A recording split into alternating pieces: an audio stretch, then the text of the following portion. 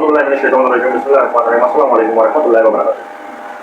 हज़रत लूत अलैहिस्सलाम का वाक़या मैं आप लोगों को बयान कर रहा था, और इससे पहले मैंने पिछली अपनी 2 वीडियो में आप लोगों को बताया कि हज़रत लूत अलैहिस्सलाम की जो कौम थी उनके साथ क्या वाक़यात पेश आए, क्या सारी बातें थी, क्या मामला थे, तो सब मैंने आप लोगों को बताया। हज़रत लूत अलैहिस्सलाम का नाम लिख कर चीज़ मैंने आप लोगों को चैनल को अभी तक जिन्होंने लाइक नहीं किया उनको खास करके लाइक कर लें, सब्सक्राइब कर लें, कमेंट में अपनी राय लाजमी दें, अपने व्यूज़ दें, क्योंकि मेरी हर आने वाली वीडियो में कोई ना कोई मालूमात, कोई ना कोई एक तरीके से ये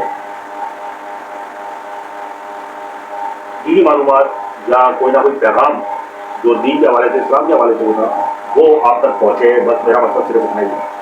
वीडियो को आगे शुरू करते हैं। हज़रत कतादा ने बयान किया कि वो फरिश्ते लूत अलैहिस्सलाम के पास इस वक्त आए जब वो ज़मीन में काम काज कर रहे थे, और फरिश्ते मेज़बानी की सदद दुआ करने लगे। लूत अलैहिस्सलाम इनसे बहुत शर्माए और इनके आगे आगे चल पड़े और इनसे कुराइयों और शारों के अंदाज में गुफ्तगू शुरू कर दी कि शायद वो इसी तरह किसी और इलाके में चले जाए। लूत अलैहिस्सलाम ने इनसे ये भी कहा कि अल्लाह की कसम, वो ज़मीन पर इन लोगों से ज़्यादा बुरे और गंदे लोग और कहीं नहीं है। थोड़ी देर चलने के बाद फिर यही बात उनसे कही, हत्ता कि 4 दफ़ा आपने ये बात दोहराई।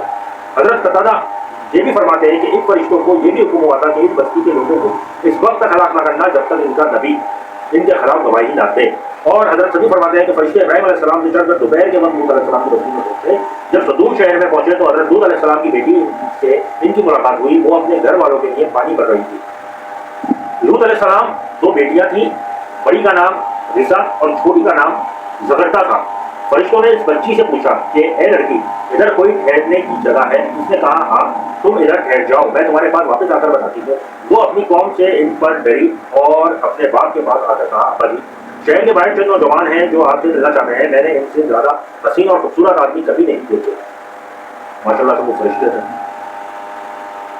कहीं आपकी कौम इनको पकड़कर जलील ना करे, क्योंकि कौम ने इनको रोका हुआ था कि तुम कोई मेहमान अपने पास नहीं ठहरा सकते।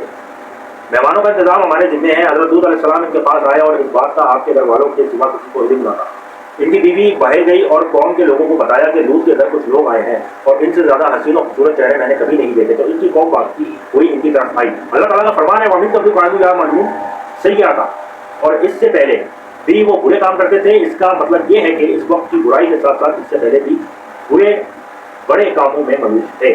लूत अलैहिस्सलाम ने अपनी कौम से कहा कि ए मेरी कौम, ये मेरी बेटियां हैं जो तुम्हारे लिए बहुत पाकीज़ा हैं। लूत अलैहिस्सलाम ने इनको अपनी अपनी बीवियों के पास जाने की हिदायत की जो शरई लिहाज से इनकी बेटियां थी, क्योंकि नबी उम्मत के लिए मुज़ला बाप के होता है, जैसे कि हदीस में आया है और कुरान मजीद में दिया। अल्लाह ताला का इरशाद है कि नबी मोमिनों से इनके नफ्सों से ज़्यादा करीब है और इसकी बीवियाँ इनकी माएँ हैं।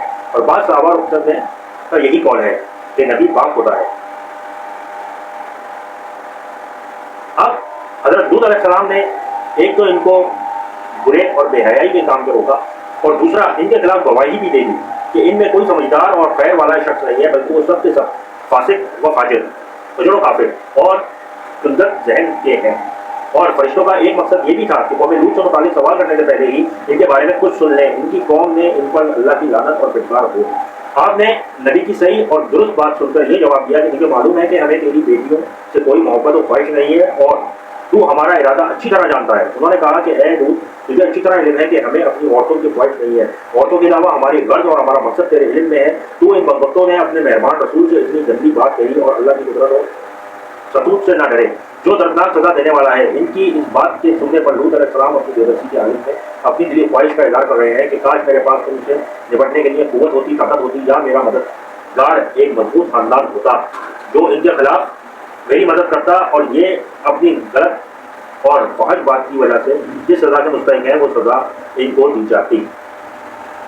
अब अल्लाह ताला का फरमान है, और अहले शहर लूत के पास कुछ दौड़े आए। लूत ने कहा कि ये मेरे मेहमान थे, कहीं इनके बारे में मुझे रुस्वा ना करना और खुदा से डरो और मेरी बेआबरूई ना करो। वो बोले, क्या हमने तुझको सारे जहां की हिमायत व तरफदारी से नहीं रोका था? लूत अलैहिस्सलाम ने कहा, अगर तुम्हें करना ही है तो ये मेरी कौम की लड़कियां हैं, इनसे शादी कर लो।